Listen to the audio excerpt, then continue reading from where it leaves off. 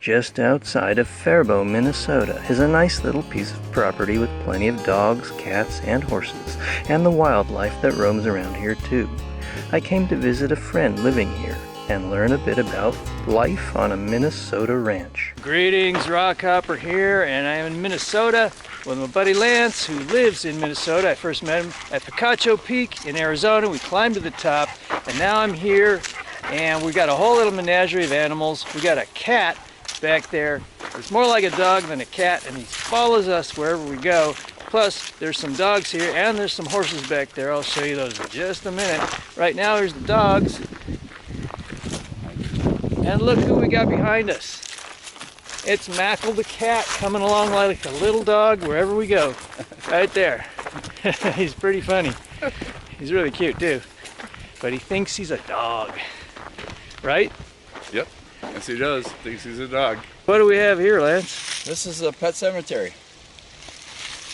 A lot of horses, a lot of dogs been buried here. Yeah. It's And a rough time for Julie. so Julie owns the property, right? Yes. Okay, well we got to introduce everybody to Julie in just a minute here. Yeah. What is this? A lightning strike. Right there, that big stripe? Yep, it goes all up to the top of the tree and came all the way back down. Came down, hit the ground. It's a splitter wood. Like a bomb going off, sonic bomb going off. It hit the house. The bark? Bark hit the house, yes. So the bark shot off the tree Into the house. all the way over there, All the way over there. Amazing. and it just made a heck of a boom. Yep. And that's why the dogs don't like loud, big booms. This is this thing. Wow. Check out that. Yeah, they just took the bark right off all the way up there, all the way around to the top of the tree, all the way up there. So just zoom, kaboom! Okay, Lance, let's tell everybody about Picacho Peak. You know, I had to really encourage this guy to get up the mountain. He is not used to climbing up mountains, am I right? Right. Yeah, you were having a heck of a time. Yes. It's a rough walk, a hike, I mean. So we went through the cage, Yep. and we went up these cables, Right. and eventually, after many breaks, he did make it to the top. Finally. And you know what's really funny is I told him, I said, come on man, you gotta make it. There's gonna be a pretty blonde waiting with a beer for you at the top. And guess what? What happened? There was a blonde on top with a beer, and I couldn't believe it. I thought it was set up, but it's not. It was pretty amazing. It was a great time. It was a fun time. But then, going back down was the hard part. You're supposed to make it all the way down the mountain. I was 200 yards maybe to the parking lot, and I accidentally slipped on some rocks and fell down. Got bruised up pretty good. I never made it off the mountain. But I did make it to the car. He made it to the car, but he's like so close to the car, and he's looking at some girl's butt, and he got very distracted. Yes, that's true. So he makes it all the way up to the top of the mountain, and he manages to get back down almost to the car, like maybe 100, 200 yards, Yes. staring at some girl's butt. He slips and falls back, Yes. hits his shoulder really hard, In and my he's hip. like, oh God, he's thinking maybe he broke it or something. I thought. My ankle too. And his ankle. Yeah. But luckily, that didn't happen. No. I came out alive. Yeah, you got a story to tell out of that. Yes, we do. It was a lot of fun. It was amazing. This is pretty nice. We got a river down below, huh? Yes, we do. Beautiful down there. But there have been some incidents here, is that correct? Yes, there was one of our horses way back, went down the hill, and he started floating that way, down the river. They didn't find him for like 10 miles down. And then canoers were going down the river. They fell out, they over capsized, and it was a family. Command post was out here, so they had the whole Schmidt and caboodle of fire trucks, ambulances, police, sheriffs, you name it. And they came over here because they didn't know where they're at. So they slid down this hill, go see the command post was up there.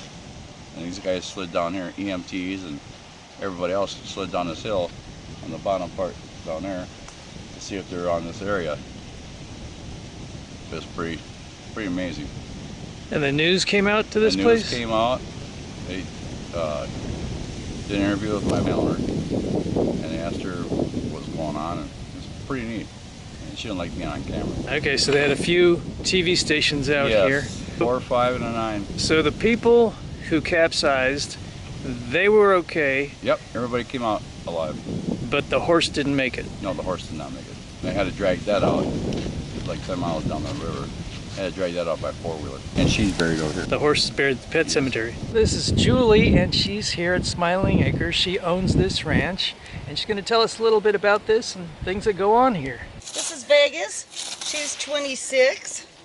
This one over here is Snickers. He's 27 years old. He's the old man of the bunch. And then this youngster here, this would be Apache. He's 17. So he's the youngest one of the bunch and the newest. Nice looking trio. Yeah. So how did you end up with this place? Well, to tell you the truth, my dad was a lifetime barber here in Faribault. And he had a customer that came in and said that he was thinking about selling this place.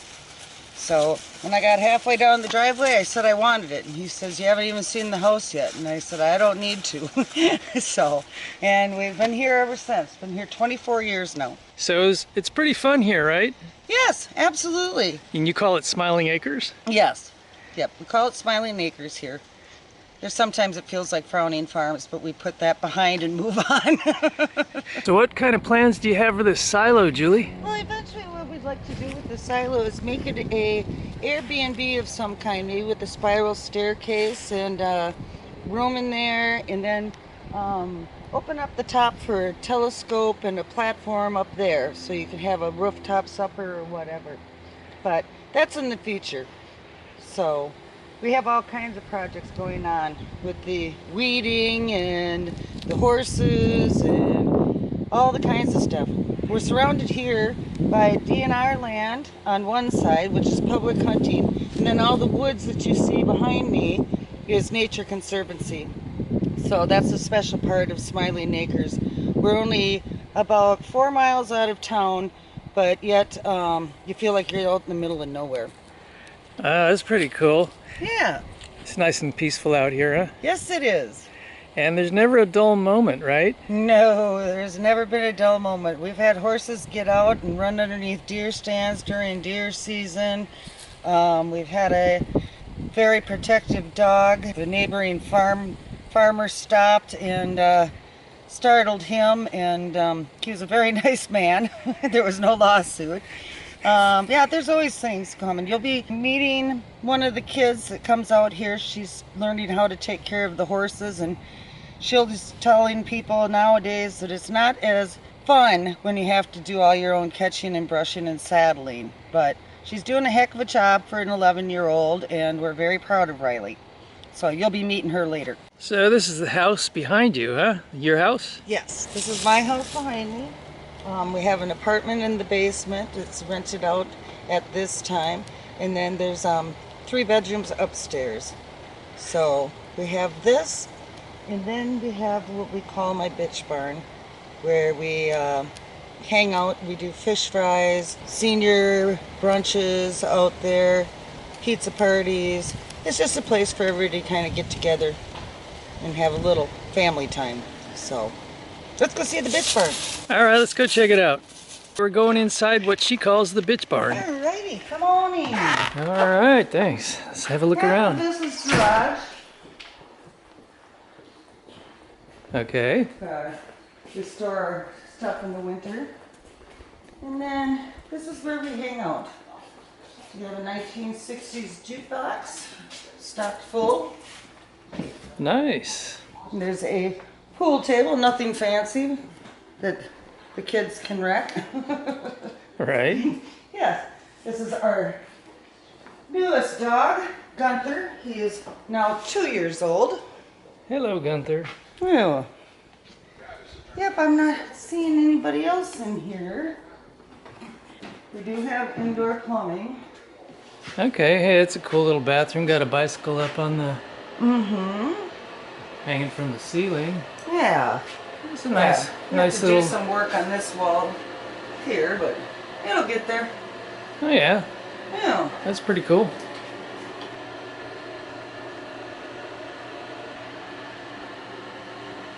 All right. Alrighty. Here we have what we call the veranda. Nice. Nice view out here. Yes. Oh, here come the other two. Ah, here come the two other dogs there. We have Piper, the little white one, and then 16-year-old Sherman. hello Sherman. So you're 16. You're an Yeah, old dog. You're an old boy, aren't you? All of the animals stay on the property for eternity. We have our own little pet cemetery out here. If you follow this around, it overlooks the river. I'm sure that you got some shots of the river. I did.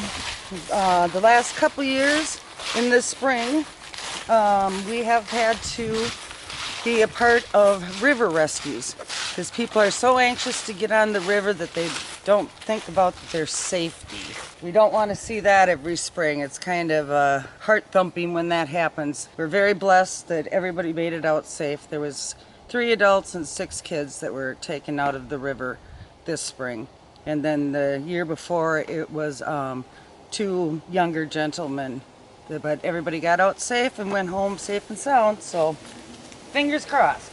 And you have the news crew here, is that right?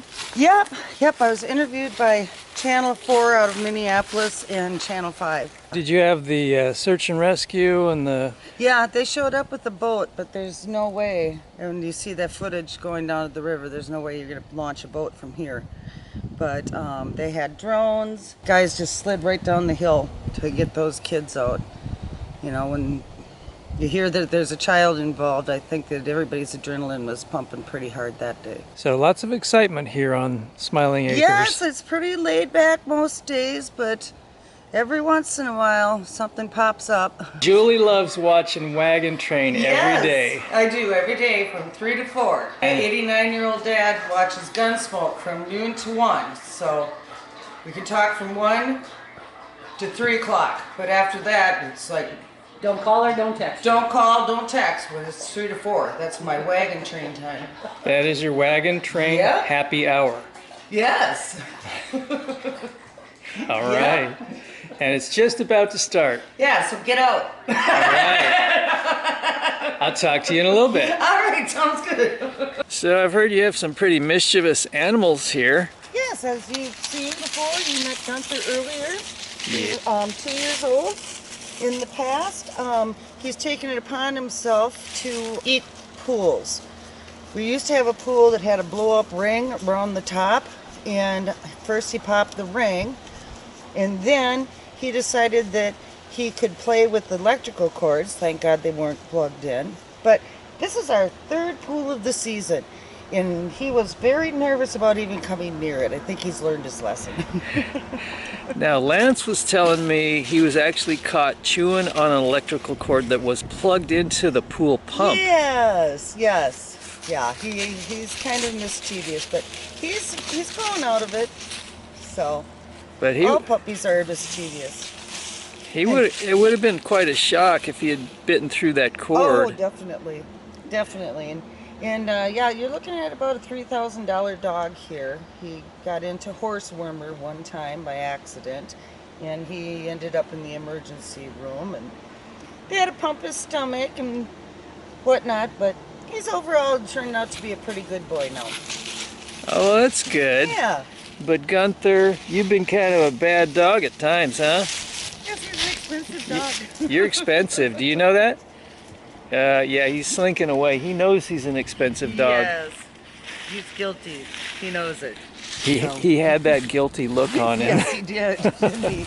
Seemed to know we were talking about him. Miss Ryleigh will be here soon. She's going to show you guys how to catch the horses. Awesome. Hey Sherman, what's up, buddy? Hi. I've got a cat on my bed. Well, it's not really my bed. I've just been staying here, and So this bed right here is where I've been sleeping at night. Very nice and comfortable. I'm very thankful for that. Thanks to Julie. Hello, how you doing? Oh, you decided to get up, huh? Yeah, Mackle? Decided to get up? Okay. This is Ryleigh, and she's going to tell us about how to get a horse and a few other things, right? Yep. All right, cool. So what are we doing? We're haltering and leading them into the barn. Okay. So, I'm on the wrong side. So explain how you do this. So, the way I do it is I throw the lead rope over their neck. This is the way you're going to hold them to be able to put their halters on. Sometimes the halters can be a little bit tricky, especially on the wrong side. This is the nose band. Just slide this onto his nose. Throw this part over. Oh, dude, you can't be difficult, man. And then you're fine. Hey. So is Apache being a little difficult right now? Yeah. He wants to eat, but he can't eat. Oh, don't you know horses are always hungry? Yeah. So this band over and behind their ears. You always want to make sure your horse is comfortable. Make sure it's not too tight. I like to put it on the 3rd or 4th loop just to make sure it stays on there. Okay. And you take your lead rope. Back up. Back up. Back them up. Or out however you want them to go. Back up. Back up. Come on. And then are we going to the barn? We can go to the barn. That's on the hay bale. So what advice would you have for other kids? Always make sure that have control of them while you're trying to put the halter on. Make sure your horse is always comfortable. And then where their nose goes, the rest of their body goes. Okay, so now what are we going to do, Ryleigh? You have to tie him up. Certain way. Come on, head up. Nope. Sir. Your head up. Special knot. All right, so let's see that knot. Over. Over again. Take this. Flip it. Through. This is a quick release. So if your horse were to get scared, you just pull this, and then they can let themselves off. So the first thing before saddling is we've got to brush the horse off. Yes, you have to make sure no horse leaves here with any burdocks in them. You want to check their feet, make sure that they're not limping in any way, and if they are, you got to clean the feet off. You got to get all these burdocks out, and we don't want those laying in the yard sprouting out. So we put them in a bucket and we throw them in the garbage can. All right, well let's show what these burdock burrs, I think most people are familiar with them, but in case you're not, this is what they look like, and they really stick into the fur and hair of animals. They're really kind of a pain. Get them out by hand as much as you can first, and then you brush them out. Yep. Fine. Yeah. See, there's whole clumps of them sometimes in the tail. There's another one right there. If you're gonna go behind them, you gotta either be right up next to them or go far behind them. Right, because they could kick. This is just like detangler for normal. It's just spray-on detangler. It works really well. Okay, so you've been given a few sprays of that on there? Yep. Gotta make sure your horse is comfortable with the spray, though. Because if they're not, they will freak out. We're gonna brush the coat. We got the burrs out. We got a bucket of burrs, or a few anyway. So first you want the curry comb to get all the dust out. This, you gotta be gentle with this one, because it has sharp teeth to help get all the dirt out of their coats. With this one, you always want to go with the pattern of their fur. Oh, what happened, buddy? And then, especially if you're riding, you want to get where their cinch goes. So you just do this all over. Yep, from the curry comb, that brings a lot of the dust out. So then you just have to kind of brush the dirt off of his coat. Okay, so we're just using a regular brush now? Yep. And this one is the good one to get the grass stains off their legs. Okay. Good boy. And this one you can go on any pattern with, because this one's a really soft one. Okay, let's get a look at that. All right. What's this little brush now? This is for like brushing your sensitive spots. So he has a really bad bug bite that he's been scratching at. Oh, right there? Yeah. So you just want to kind of brush that off. I haven't gotten to get a good look at him yet, so I haven't seen if he's got any more. What's wrong? Told you to stop smoking, Apache. This is just like a special ointment that helps him not itch at these so much, because he'll like try and get that with his chin, and you only need a little bit of this. Okay, so this is like some healing ointment. Yeah. You're just gonna put a little bit on there. Yep. And you're all ready for saddling. Okay, well, let's saddle up. Okay, I gotta go get the saddle. This is the saddle pad. First, before you put it on the horse, you gotta make sure there's nothing on it, on the bottom, because this is the part that touches the horse. Gotta make sure there's no sharp thorns or anything. Then, the most important thing about this is you want it to be kind of like half of where this is, so like half. And then I like to do this to measure how high it is on each. Okay. So then I get it even, so that I don't have to fix it when I'm on him. Okay, still so dusty, buddy. And then, if you have any accessories for your saddle, take them off before you throw them on, before you throw the saddle on. Get that up there. Get your stirrup on there. I hold it with my one hand on the opening and then one hand right on the back. This is a pretty light saddle, so it's easy to just throw up there. Then go over on this side. You always want to put the saddle on from, what side is it? I think it's the right side. Yeah, it's the right side. Oh, what happened to your cinch? And make sure everything's set right on this side. So you want your stirrup to be like 6 inches away from their thigh. And then this is their cinch. You go on this side. Be careful doing this. He's very calm with people going under him. And then this is another part of your cinch. I pulled it the wrong way. So this is a trickier part. You throw this strap up there, and then make sure this is in the right spot. Make sure there's nothing under there. And then this goes through. Make sure it's not twisted. You don't want to tighten it too much on this one. And then you go through and over. Now, here's where you tighten it. So you gotta pull. You're fine. Pull up and then pull this. But you don't want to get it too tight. You want to be able to put your fingers through this.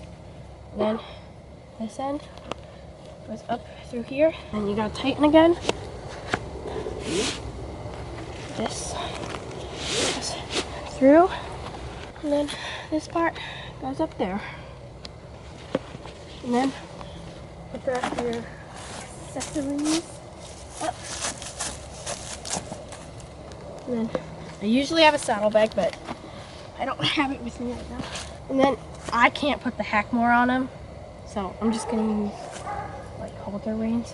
This part goes over his head. Boom. Then this clips on to part that's on the side of his face on this side. It'll go on the same on the other side, right here, and this. And then same on this side. Before you ever get on the horse, check and make sure that your cinch is still tight, because when they're just standing, they like to let out air in their stomachs. Always double check your cinch. It's tight. Then before I ride, I like to spray bug spray right there. You don't have to do this, especially if it's not that buggy. So you never want to do it where his saddle goes because that'll irritate him or her. So that's bug repellent? Yes, it's for humans, but it's a lot cheaper than the horse stuff and it works the exact same. Okay, so now everything is ready. Yep. And so it's just like you're getting ready for a ride. Yep. So do you want to climb on the horse? Sure. Stop. Hold your reins, and you always want to mount on the right side. So hold your reins with your left hand, and then there we go. Get both feet in stirrups. Straighten out your saddle, and then you're good. You can't go nowhere. You're still tied up, sir. Well, that's great advice. Thanks for showing people how to do that. You're welcome. And I'm sure other kids are happy to learn about this. Getting to be a chilly evening, but right now we got some food going on, right? Yes, we do. We're gonna throw on some hamburgers. Burgers. Put on some burgers tonight. Throwing a bagger on the bobby. Yeah. Right, mate. Throw on some tucker. Good on ya. All Put right. some good burgers on. You were a cook, weren't you? For 35 years. 35 years. You must have cooked a lot of food. A lot of food. You working in different restaurants or what? Yes, I did. All around this area? Around this area in Wabash, Minnesota, I started at 7 years old. 7 years old, you learned to cook. Yep. Tell me about that. It was pretty crazy. I was a dishwasher, 7 years old, and my buddy's brother told me to come over to the fryer to make french fries. So I had a step stool to get up on that to lift the basket up. You put french fries inside the basket and drop it slowly in the deep fryer, and it cooks. And he told me as soon as they start floating and turn brown, lift the basket up, shake it, and put it up on the hook. There's your french fries. Then he taught me how to cook grilled cheese, hamburgers, eggs, hash browns at 7 years old. I did it for 35 years. And you actually learned this in a real restaurant. Yes, I did. You were- Hiawatha Cafe in Wabash, Minnesota. And you were cooking for customers Yes, I was. at 7 years old. Yes, I was. I don't think they'd let you do that these days. No, they will not let you do this again. Not around here. Not this time of age. No, I don't think so. And then I taught my son the same way. And he's a good cook too. Taught him the same way I taught. I got taught, I taught him the same way. You got the dog, cat, Mackle. He's a big boy. Oh, there he goes. This is Charlie. Hey, bud. How you doing? Hey.